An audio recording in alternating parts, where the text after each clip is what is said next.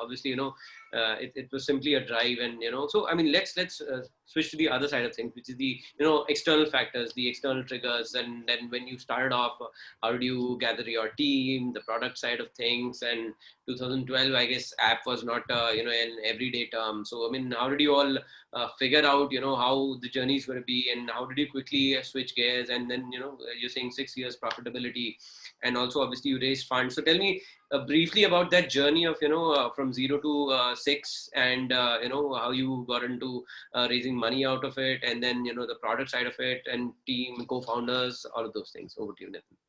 Sure, Amit. So I think the journey started by first the problem statement and understanding these three parts of the problem. First was, and it all started with a research. So I went around first and meeting a lot of consumers. So didn't do a single hiring, by the way, for the first 3 months. Just went around meeting parents And it's a single and founder friends. company when you say that. You started completely. At that point of time, we were a single founder company, and then of course, later on, Venu joined in as a CTO, and then eventually grew out to become a CTO co-founder in Parentune. And Venu and me were sort of about or destined to meet in 2012 as well, while I was starting up. And that's another story, maybe for another time. But what happened was it all started with the research with a few parents, and it snowballed into 2000 parents, because there was something or the other which was out there from a research point of view. So I first met parents in Gurgaon. Someone said, don't you think so? You need to meet with parents who are not just living in condominiums, and because the entire India is not living in condominiums. Don't you need to step out? I thought that was a great advice. So I went to, Delhi, stepped out to Noida, those areas. Then someone said, are you building it only for North? And then I was like, no, of course, you're right. So I went down south. And then someone said, you came from Bombay, you haven't taken the mega metros perspective of parents, because that is where this problem would be like much higher or stuff like that. So I said, okay, the only way to find out is go there. So like this, one thing led to another, and I used to move with my Handycam from a friend's house to another friend's house, who used to call their neighbors and used to have just chit chat like you and I are having right now. Put the Handycam, ask them for their permission. Can I record it? Because I am the only teammate and I can't write and record both. So are you okay? And that's how I got my research going. And our first hire, I remember, was from a perspective of fitment, was a wrong hire, because before we actually came to what kind of a framework we'll use in our product, we had hired a person from a project management and tech point of view, right? That if it starts as a product, we need someone in tech. That person came in with Java skills, and we had to start with PHP. So one of the first few experiences was like this, a lot of trial and error. But the good thing was the research part, which led us to a very strong vision statement. And then from there, we came out with the first beta, which was, if you ask me, it was pathetic. And we had made possibly everything jumbled into one, which was Twitter, Facebook, LinkedIn, all you can think of kind of products into one. That parents would need this also, that also, all of that. And then came in the mobile era, like you said, right? 2014, this entire scene which was moving towards a responsive site, if you remember, at that point of time, 2013, 2014. And then there was this thought of bringing in mobile responsive, right? So we launched our first mobile site, and we chose to go adaptive. And it was like that journey of moving into a boat which will sink unless until you threw everything out and only three things remained. So for us, three things remained back, which was parent talk, which was parent to talk to each other, content, which was blogs and videos, and ask expert, which was you can ask a question to expert.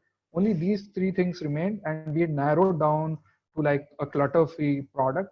And from there, things started really working from us back in 2014 to then 2017, when we took the journey to the app. And once we went on the app, I think things started changing like in a big way. And by year 6, we were the best rated app in India for parents. It started really growing very fast. We started receiving good reviews for the product. And year 6, we had also turned profitable in just 2 years of monetization. So I think that's how the journey has been. And you had asked me, Amit, earlier, what were some of these key factors? I would say, first most important was vision. I think our vision right from the beginning has been we want to be a must-have support for each parent to help them do what is right for their child. So we want to be that advice center, that soundboard for them, right? We want to empower them to do what is right for their child. So we want to be a must-have support. So that vision has been seamless right from then. And the problem statement for a parent has changed with, year on year, and with COVID, there have been more problem statements, but we've been true to our vision throughout. So vision has been very important. The passion to solve the problem of a parent has been really consistent and has really helped. Diversity in team. You had spoken about team, right? So diversity in team rather than headcount has been more important for us. So quality of people, and the diverse set of skill set which they bring in. And the fourth most important, I would say, is a culture which we co-build together as a team. So this common vision of co-creation of culture, I think, is very important for us when we look back. So those are a few things I would say, have been really critical. And I mean, that certainly connects all the dots. What I was trying to ask in these two questions, 2 points that I'm curious about still is, one is the fundraising bit, and second is what is the revenue generation model, and how did you sort of aim to be profitable in that short duration, and how did you sort of went about and executed that off? right. So I think in terms of fundraise, Amit, I would divide it into three stages. One was the seed stage, which was that, look, I am doing this, guys. Would you want to help me? These were friends, family, people who believed in me, and who had seen me from years altogether. These were my friends, managers, my roommate from B school. You know, these kind of guys. So that was the first inflow of money, and I would strongly encourage, if someone is looking to raise money, that's the first port of call when you're thinking about the idea, right? And when you want people to take a leap of faith on you, right? And a trust fall on, right? Does that So also that's help when you go about to raise funds from the VCs, that you've done the first friends, family, fools thing before going to a VC? I think I would say friends, family, and angels. So so I think the institutional money is a different ball game altogether, right? And once that starts, I think it's very important. And we were talking backstage about this, right, just before some time. It's very important to understand that when VC plows in money, they are looking at a certain velocity of their returns and the rate of return which they would get, right? That's very different to your friends and family who want you genuinely to be successful and who are taking a long punt at you, right? So it's very important to raise from friends and family in the beginning, the pool which will get you to create something which is robust, and you can then test it to see how solid it is. So I think, and I would say, you should give yourself not like a alarm clock while you're doing it, especially in this phase. You should give yourself some key problems to solve in this first, whatever that time is. You don't need to be on a time clock. But the moment you actually raise institutional money, you would be on a time clock, right? So, and you need to appreciate that, because that's how it is, right? So we raised first the friends, family, and angels, and then we went to the angels at the next round. And here also, I was really lucky because we got to raise it from people who knew us from the existing friends or family who had invested in us, or who genuinely, had a compelling desire to invest in the entire journey. The good part was everyone was aligned that this is going to be a longer journey, and it will need patience, because we were building a network. And if you look at India today, doesn't have many networks, right? And especially we're yet to see a global network coming out of India. I think Parentune could just be that network from India, which would go global, because it's a need which is globally now becoming more and more bigger an issue, a problem which is in our daily lives, and we need a sounding board from a parent's point of view to do what is right for their child. So that was the desire, and that was the vision. It was very clear to bring in folks who believed in that. So that is something So what were these? which we put in. Who were these early stage investors? I mean, after the friend family round. So this was, I would like to name a few. So this was Suresh Rajpal, who was the first Indian to be the president of HP, based out of India. So he was the first Indian to be leading an MNC, printer company in India. So he took a faith in our journey early on. Uh, there was C.S. Srinivas, who himself had built a company which was really large, and he was ex Texas Instrument. Then he ran his own company and exited at 100 crore kind of a turnover of that company. So again, he came on board and he invested and reinvested. Then there was Matteo Shampoo, who was a seasoned CXO himself and an investor. So he was one of the early guys who took a punt on us, and he came with a fabulous experience. So these were a few guys who came on early, and very good guys, right? And they also gave sound advice. They asked the right questions. They prepared us for what we could not see coming at us much early on.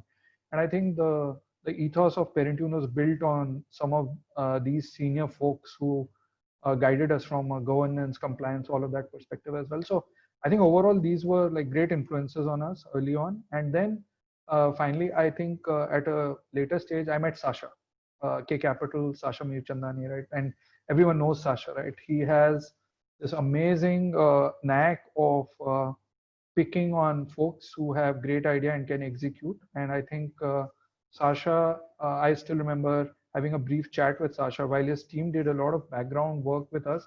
Sasha just had a 5 minute chat with me, and if you can believe this, in a hotel lobby. And he asked me just two, three questions, and they were great questions. And then he said, "Okay, so we'll take it to the next level." And that there it was. And K Capital came on board after that eventually, and reinvested in us. And also Hideki Fuhita, and I call him Hide-san, who runs Signal Ventures out of Singapore, which is an early stage venture. So he also came on board at a later stage when K reinvested. So he's also had a considerable influence on how he brought in some international, examples and some case studies from his portfolio. So I think these have been great influences for us at Parent. No, that's brilliant. I think, given your idea and your skill set, experience, exposure, I think you kept on connecting to the people who made most sense to your business model and to your, own self, I guess. So the second part of the question, which was profitability and monetization, if you can touch upon that quickly. Sure, sure. So monetization for Parentune are broadly of two kinds, and we always knew that we will have to crack it one by one, and we may not always succeed. So this was the B2B side and the B2C side. B2C side are services which parents pay for. So they use Parentune completely. The access is completely always available for them to use, but there are some value-added services. For example, if they want to do a one-on-one session with an expert, that could be a B2C service. They want to attend a workshop with other parents, let's say a group of 50, or right now children's live events and workshops which they can attend. So those are B2C nature, which we've just recently gone beta, by the way. And then there's B2B, which is working with brand partners who want to actually come and be able to support parents in different ways and partner parenting. So for example, a brand looking to solve nutritional needs of a child, a brand looking to solve for healthcare. For example, vaccination is a big concern right now with COVID delaying so many vaccinations. So having a big vaccination brand coming in and working with us and co-creating that awareness for parents to do what is right for their child. So those kind of partnerships, right? So B2B, B2C, these two types of revenue broadly. From a profitability point of view, I think when we started the journey, we were very clear for the first, few years, we'll have to build a solid network, which is sticky, and we would have to build a product market fit wherein we are able to see some kind of organic, ripple effects of what we are building. So every new parent which is coming in on Parentune does that mean for the existing lot that the value of Parentune has increased, right? And once we saw that happening, that was the and early signs, I would not say completely happening, but early signs, that is when we monetized. And we knew that if we have a sticky network and we are able to foster that network in an engaging manner, and brand partners are able to engage with parents in a progressive way and can be part of their day-to-day life decision making, then that would really become highly valuable. And most of our parents are from these top urban towns of India, because that is where this challenge gets completely accentuated to a new level. and that becomes highly valuable for brands, right? Because these are also the households who are doing the maximum purchase online and things like that.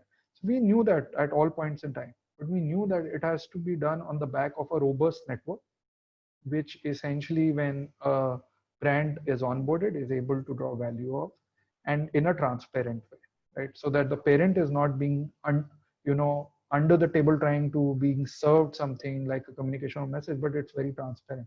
So So can I you give think a those brief things. overview of the year-on-year app downloads, in terms of numbers I and where we won't re- stand now? I won't remember the exact numbers, Samit, but I can tell you that 2018 till 2018 we were just 150K or so. 2017 we had gone live, and by 2019, sorry, we had crossed a million. Just to give you an idea. So just in 1.5 years or so, we had crossed a million, and then now we are continuing. We've of course grown further, and you will see, hopefully you will see the next number very soon on the Play Store. So but it was really fast. The app grew faster, and then we launched progressive web app in 2019. That has grown also much faster than the earlier mobile site which we had. So yeah.